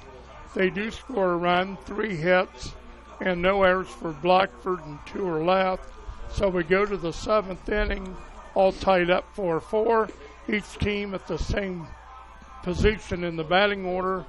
Blackford will have Caldwell, Mealy, and Dow. They better score a run this inning to take the pressure off of Peyton, at least for a little bit. And Caldwell is 0 for 2 with the reaching on the error with his third at-bat. It would have been 3 strikeouts for Caldwell, reached on an error. I look for him to bunt. I look for Caldwell to bunt. Yeah, that might be a good idea to get him just some kind of contact to get his confidence back. The pitcher is still Bates for the Jets.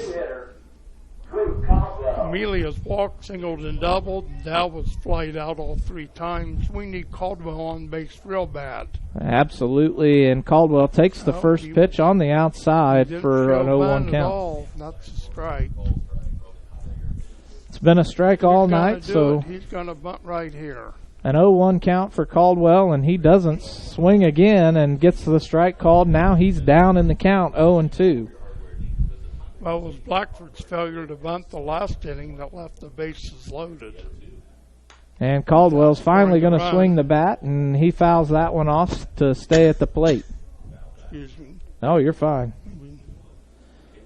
So Caldwell still 0-2 in the count, no outs, and he's going to reach out and just poke this one into the grass to the second baseman. The second baseman nice and easy with the play to first.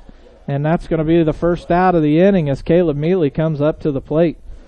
Mealy reaching 3 for 3 today with 1 walk, a single, and a double. Yes, we need a big hit out of Caleb here. Dayton now on deck. And Bates throws one, a breaking ball, way outside for a 1-0 count for Mealy. 1 out for the Bruins, tied up at 4 here in the top of the 7th inning. And a fastball down on the inside. Mealy swings at it and fouls it off. A 1-1 count for Mealy. 1 out for the Bruins.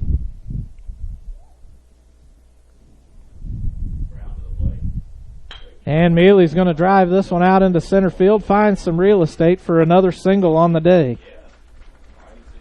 Mealy gets his second single of the day with that hit. He's 4 for 4 being on base. Here's Dayton Dow. Let's see if Coach Hugan was aggressive here, trying to steal the base. And I can't remember. My memory's failing me. Drew Caldwell 4-3, right? Yes. Caldwell. Okay, and now Bates asking for a different ball. Dow's popped to third, flied to left, and flied to left, so he's hit the ball to the left side. Oh, Kevin Brown is pitching now. Thank you. And Kevin Brown throws that one in hits the inside corner for Dayton Dow, an 0-1 count. Okay, I had missed that too.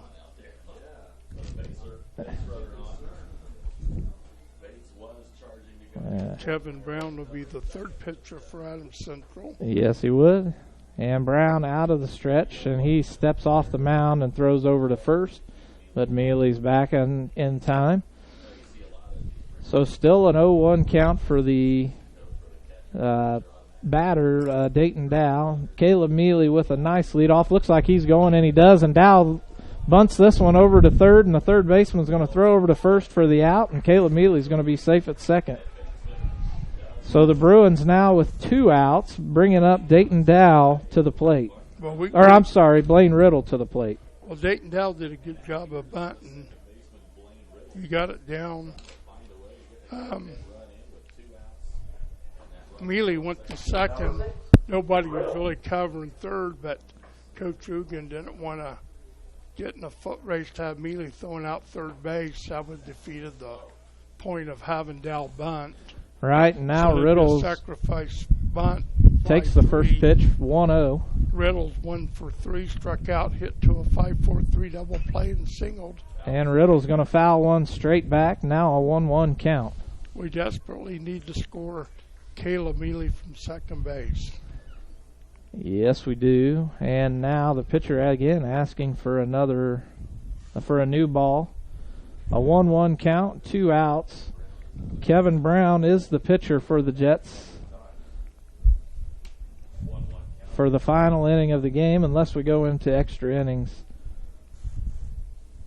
And he delivers that one, and Riddle's going to hit a high fly ball. It's in the infield. The first baseman's calling everybody off, and he's there to make the play. And the Bruins still tied at 4 here, going into the bottom of the 7th, and we'll be back after this. Foundations Building Material is proud to support Blackford High School athletics. Foundation Building Material is your local building materials distributor in East Central Indiana. Our promise to our customers is to do business with integrity and honesty and strive to be the best every day, and never forget we work for you, our customers. We are founded on principle and built on purpose. Distributors of drywall, steel studs, Armstrong ceiling, and insulation. Call Aaron Farrell, 260-471-2181. Foundations Building Materials. And we're back, Vince. You want to go ahead and do a recap real quick? You have that ready?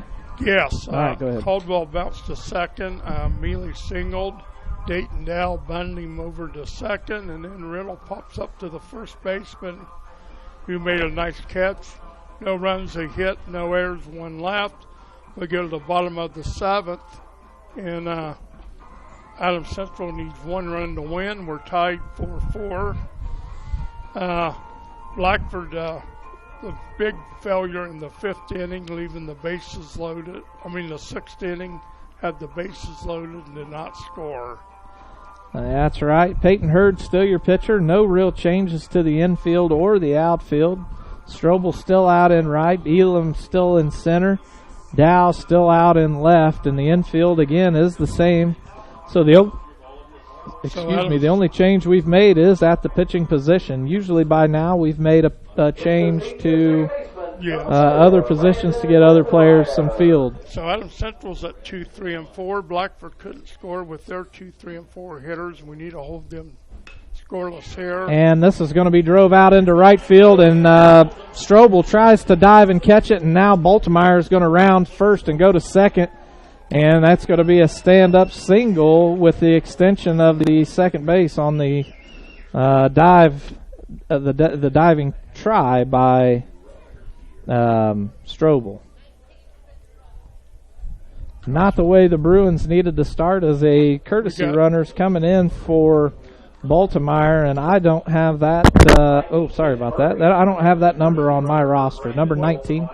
Number 19, Chase Murray. Chase Murray. Yep, Chase Murray. And it looks like they're intentionally walking Parker Bates. Yes, that move was made. And now the cleanup hitter, Jalen Hammond, up to the plate. You have a force out now at the bases, where if you didn't intentionally walk him, you wouldn't have had the force out at third base. All right, now Hurd out of the stretch, delivers that one on the outside corner, and now for an 0-1 count for Bates. For Hammond. Jalen Hammond's bounced to short, doubled, and bounced out to the second baseman. So maybe we can get him to hit to a double play. And he squares up the bunt. Hurd's going to field it. Throw over to Cagle. Cagle's going to make the out there, and we're going to have 1 out with runners on second and third. And that is dangerous for the Bruins. I would look for them maybe to walk this guy. I'm not for sure if he will. And they do walk him. Another intentional walk, and now bases are loaded. And Ugan's putting all of his cards out on the table. Well, the reason he does that, now we're going to have to go home to get the force out. You have to come home with the ball.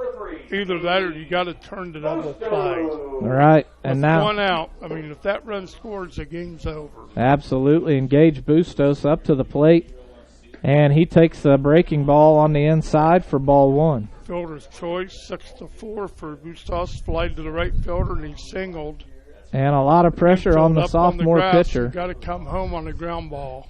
And that one's pitched right down the middle, and Bustos fouls it off, a 1-1 count. And the only thing that Ugan would not appreciate here is a walk by the sophomore. Yes, that's a chance you take, but I think Peyton's in the groove. And this one's going to be grounded, and Riddle backing up is going to let that one score, and that's going to do it for the game. The Jets are going to win 5-4 over the Bruins. And we'll be back after this word from our sponsors before we have the recap. Are you looking for a job or know of someone who is?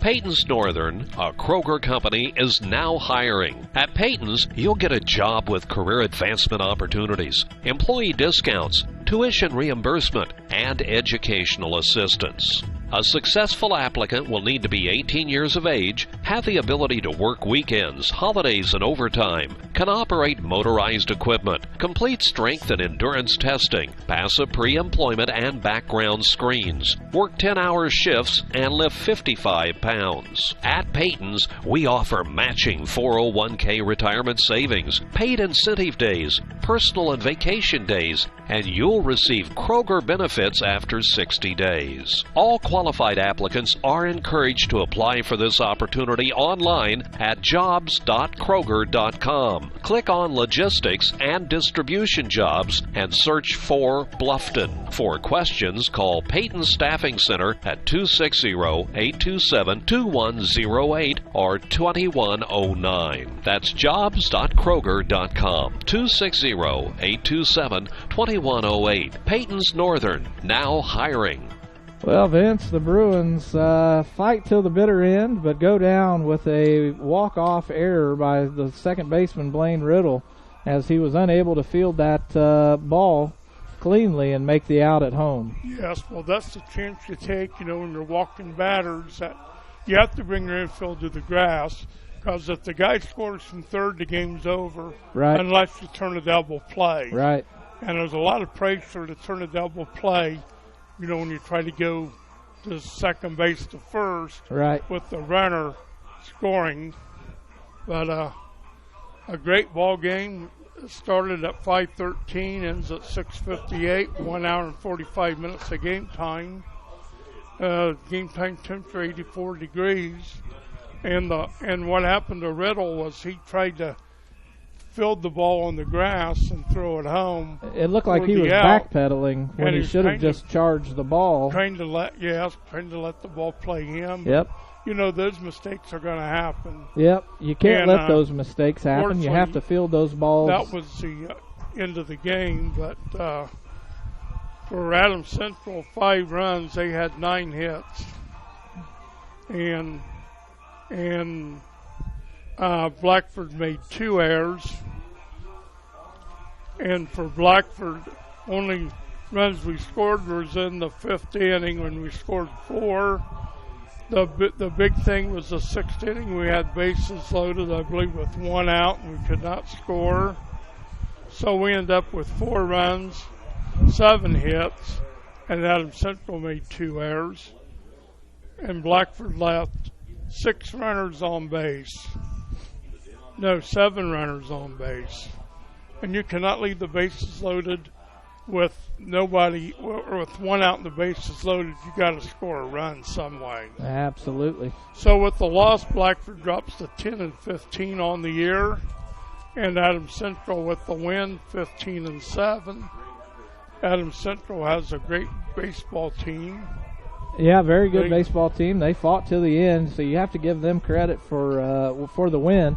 Yes. They did what it took to get the win, and the Bruins just fall short. Yes, we're going to have to figure out ways to get runners home. And well, That'll wrap it up. Final score here tonight again. Adams Central defeats Blackford 5-4 with a walk-off run in the bottom of the seventh. Absolutely. And with that, we're going to call it a game.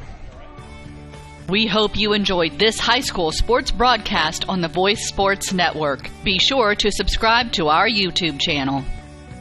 The preceding production is property of Voice Enterprises, and all rights are reserved worldwide. Thank you for listening to this production of Voice Enterprises, taking media in a new direction.